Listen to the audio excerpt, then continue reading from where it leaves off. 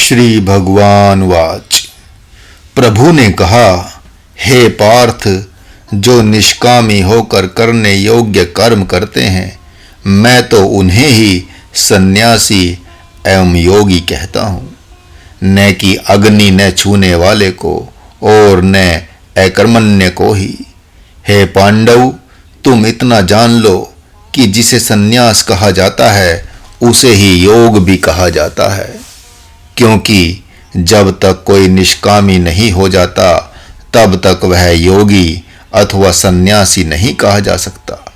अतः योग में स्थित होने की कामना वाले को सर्वप्रथम निष्काम कर्म करना होगा, तथा जब निष्काम कर्म करते करते निर्मल वैराग्य हो जाए, कर्मों से अरुचि हो जाए, तब उसे ध्यान योग का अभ्यास करना होगा, क्योंकि जब इंद्रियों तथा इंद्रियों के विषयों से और कर्मों से सर्वथा विरक्ति हो जाती है, तब उसे योगारूढ़ कहा जाता है। अनाश्रितः कर्म फलम। हे पार्थ, जो किसी आशा के साथ कर्म करता है वह सकामी है, तथा आशा रहित होकर कर्म करने वाला निष्कामी अर्थात सन्यासी कहलाता है। उसे ही मैं योगी भी कहता हूँ। किसी कामना से कर्म करने वाला प्रारब्ध के वशीभूत होता है, अर्थात प्रारब्ध की प्रेरणा से वह कर्म करता है, किंतु निष्कामी पुरुष भगवान की प्रेरणा से कर्म करता है। सकामी के साथ इसी कारण से प्रभु नहीं रहता, किंतु निष्कामी के साथ अवश्य रहता है। समुद्र की ओर नदियां दौड़ती हुई जाती हैं, क्योंकि वह निष्कामी है। ठीक उसी प्रकार निष्कामी के पास संपूर्ण ऐश्वर्य सहज ही आते हैं। हे पार्थ, तुम निष्कामी हो, तभी तो मैं ब्रह्म होते हुए भी तुम्हारा सारथी और सद्गुरु दोनों बना हुआ हूँ।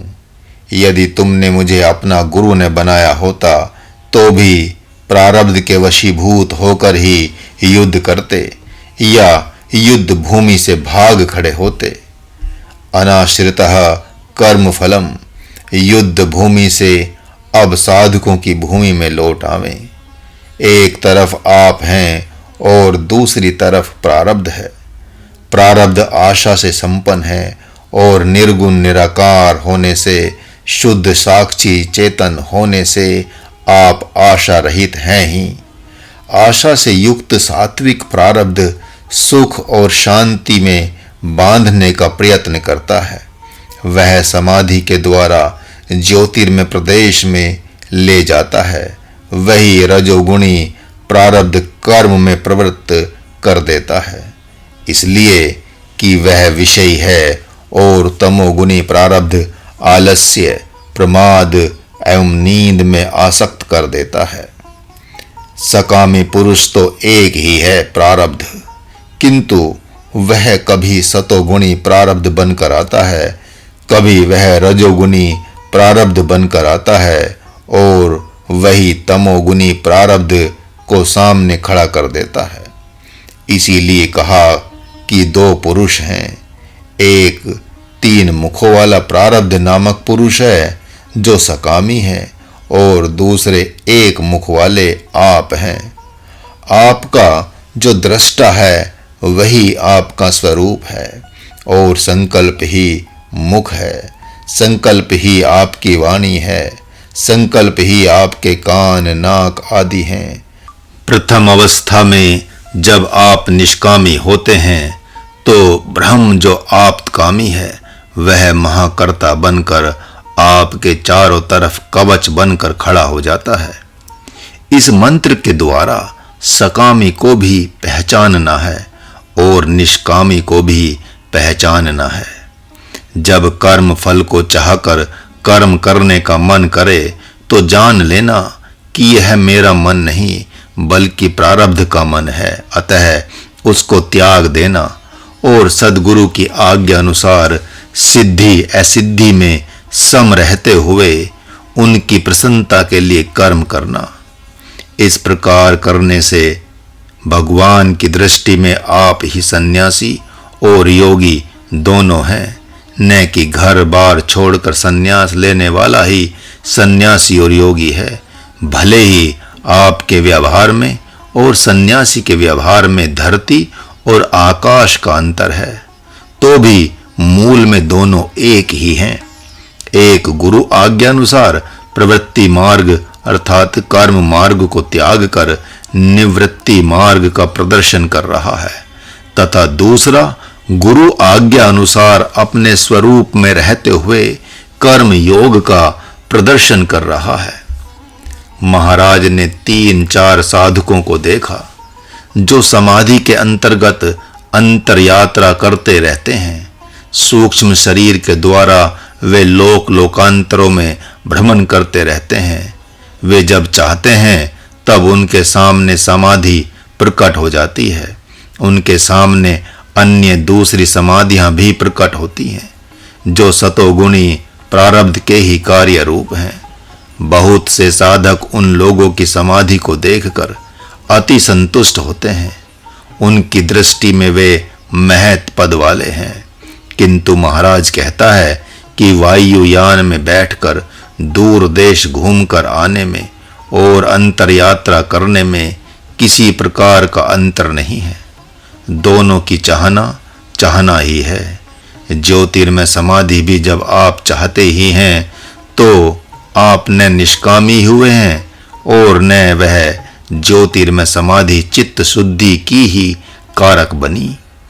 सामान्य व्यक्ति के काम, क्रोध और लोभ आदि विकारों में तथा उनके समाधिस्थ साधकों के काम, क्रोध एवं लोभ आदि विकारों में किसी प्रकार का अंतर नहीं होता। सद्गुरु ने बता दिया कि तुम शरीर नहीं अजर अमर आत्मा हो तो करना क्या है, ऐसा प्रज्ञावादी कह सकता है। जबकि सद्गुरु कहता है कि नहीं नहीं नहीं, यदि आत्मा हो तो तुम्हारा स्वराज्य भी होना चाहिए और साम्राज्य भी होना चाहिए। इतने से ही बात नहीं बनेगी। सृजन, संहार और पालन रूप दिव्य शक्ति शुद्ध साक्षी चेतन आत्मा से ही प्रकट होती है। यदि ऐसा नहीं हो रहा है तो आपकी निष्कामता संपूर्णता से प्रशस्त नहीं हुई है।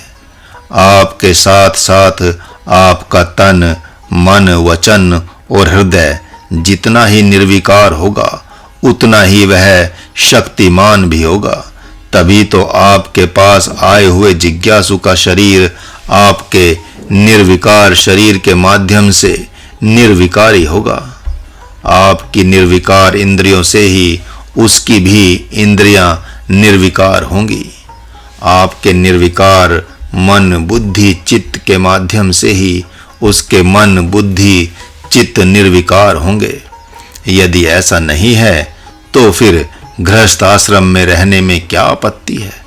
घर छोड़कर संन्यास लेने वाले साधकों का कर्तव्य कर्म तो विशेष हो जाता है, इसलिए कि बुद्धि के द्वारा दृष्टा, उपद्रष्टा, परम दृष्टा, कर्ता, उपकर्ता, महाकर्ता की बात समझ लेने मात्र से कोई कितने दिन तक संतुष्ट रह सकता है।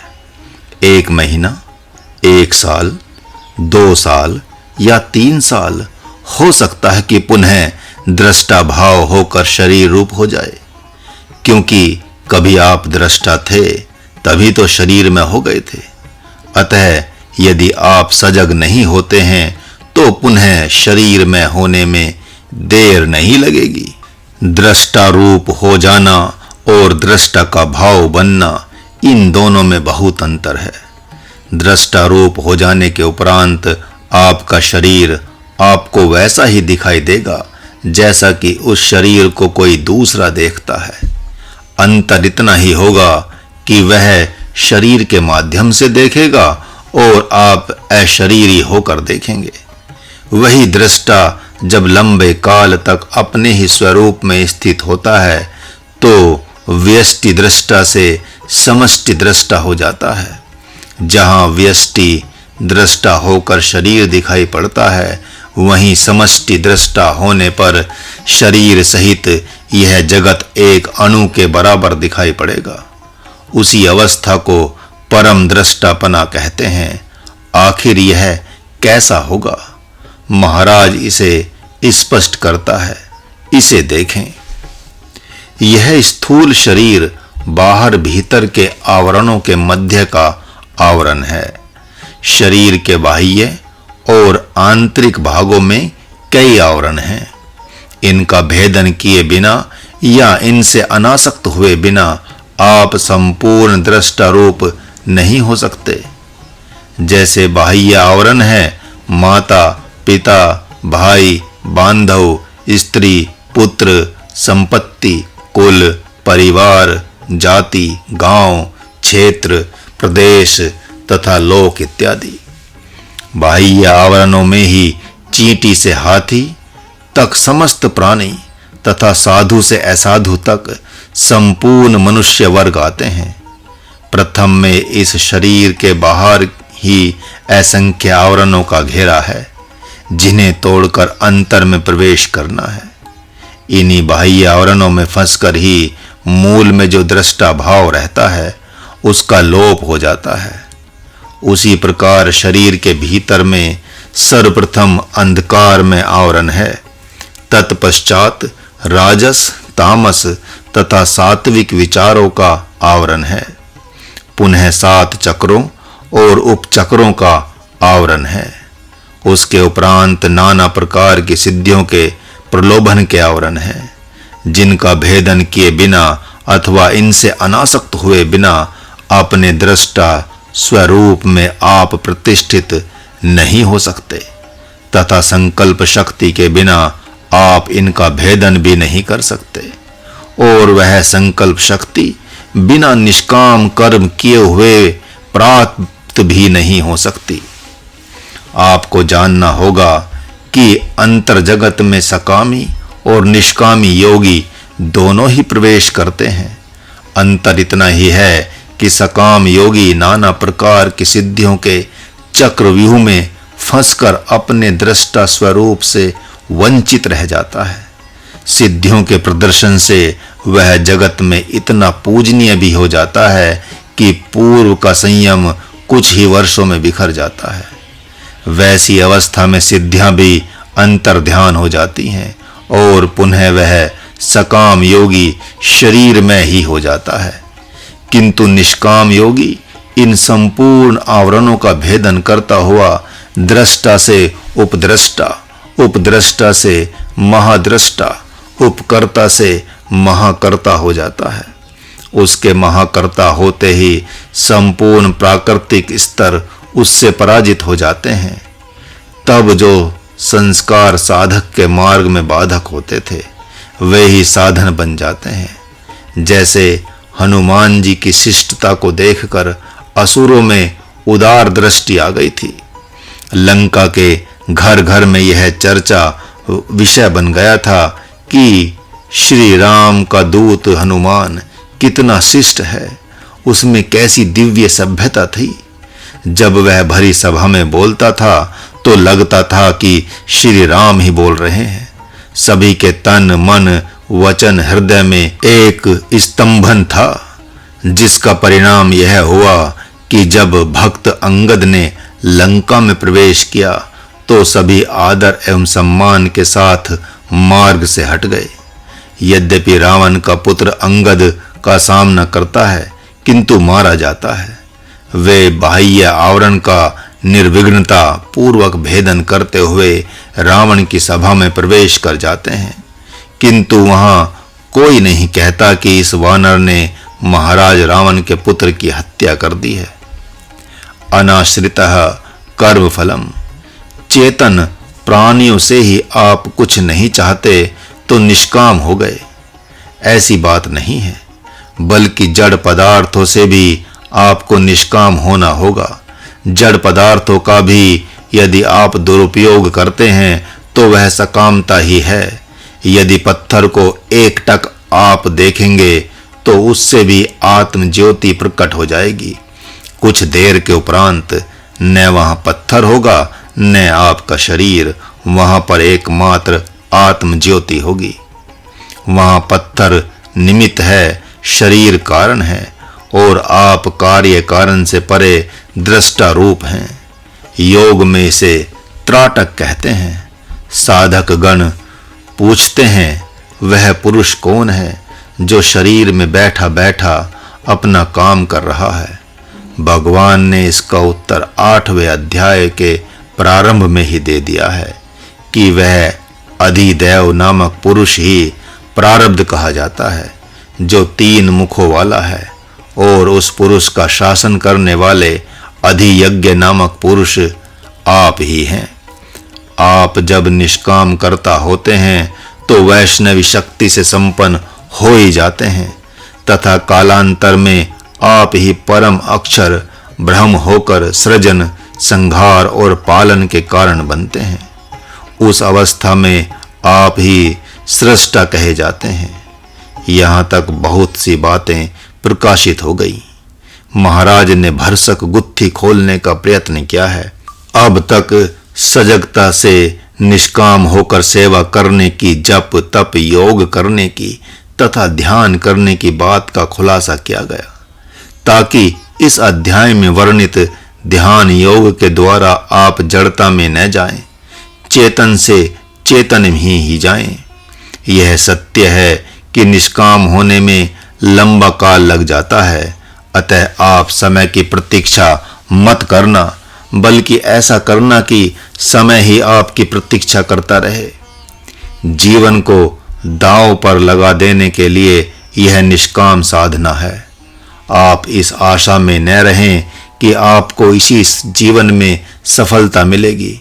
सफल तो आप हो ही गए हैं, क्योंकि आपने मान लिया है कि मैं आत्मा हूँ।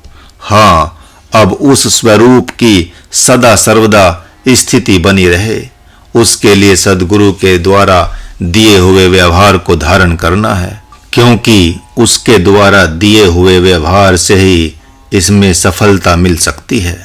अमीरी आपका पीछा कर रही है, चाहे गरीबी पीछा कर रही है, चाहे भले ही आप अमीर हैं या गरीब, निष्काम होने के कुछ समय के उपरांत अध्यात्म, अधिभूत, अधिदैव रूप शक्ति जब आपके वश में होती है तो उससे उदासीन हो पाना बड़ा कठिन होता है।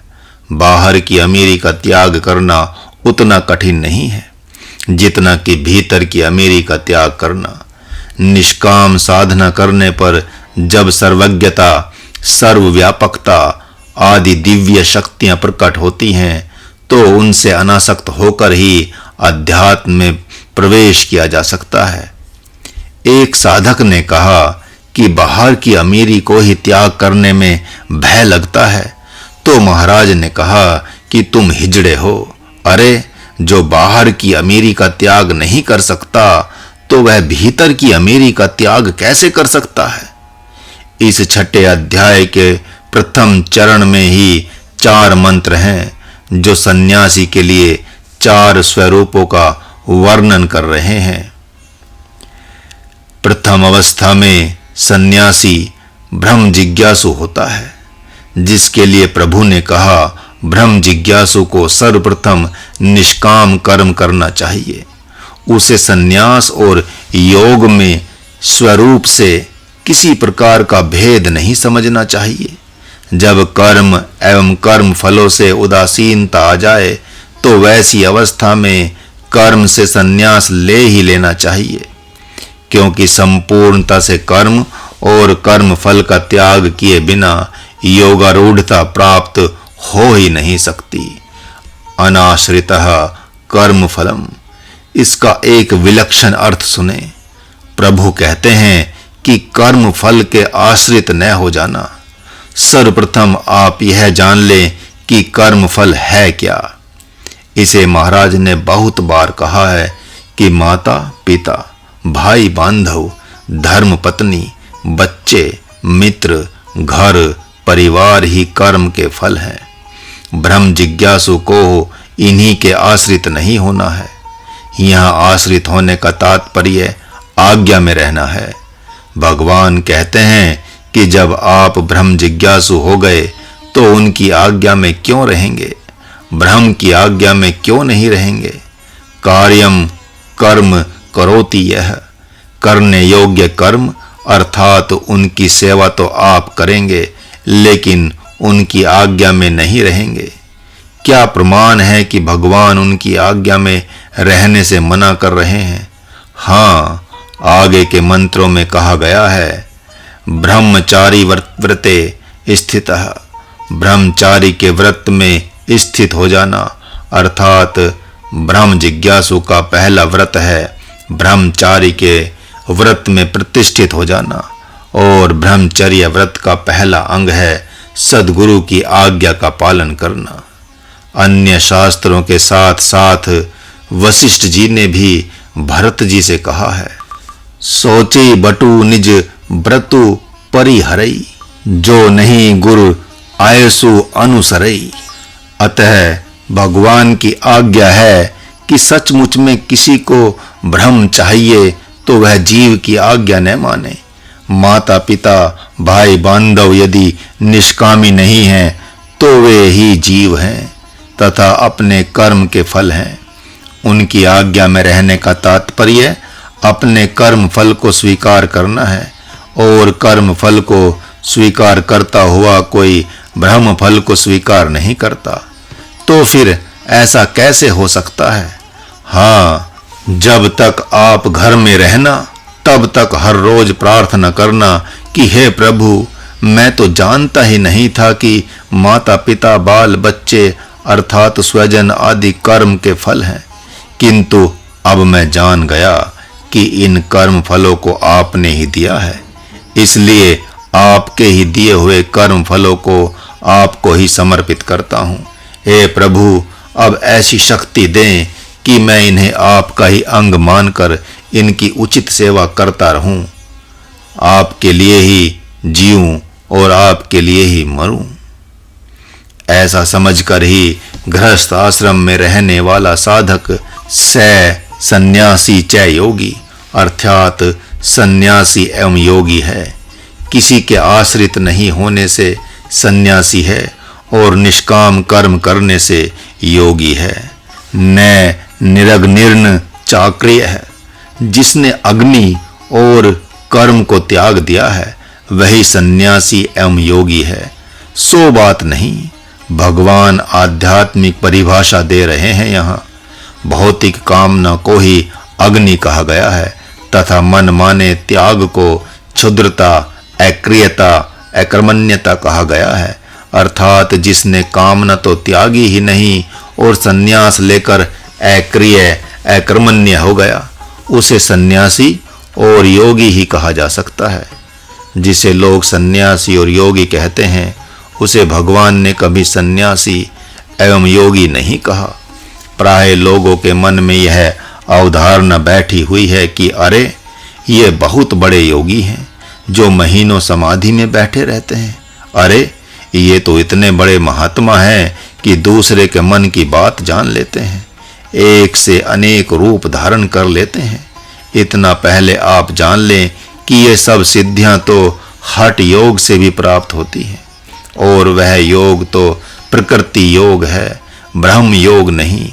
ज्योतिर्ध्यान, मंत्र ध्यान, तंत्र ध्यान तथा योग ध्यान लगाना भी एक कला है, वैसे ही समाधि लगाना एक कला है। वह कर्म साध्य है, कृपा साध्य नहीं। कृपा साध्य तो ज्ञान समाधि है। इसीलिए भगवान ने कहा कि ब्रह्म की कामना से ही जो घर में रहता है वही सन्यासी और योगी है। यहाँ आंतरिक अर्थात प्राकृतिक अग्नि की बात लेनी चाहिए।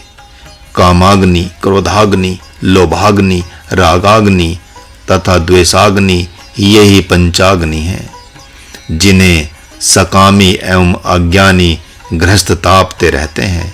जिन्होंने इन पंचाग्नियों का सेवन करना नहीं छोड़ा, वे भले ही सन्यास ले लिए हों, भगवान उन्हें सन्यासी और योगी नहीं कहते।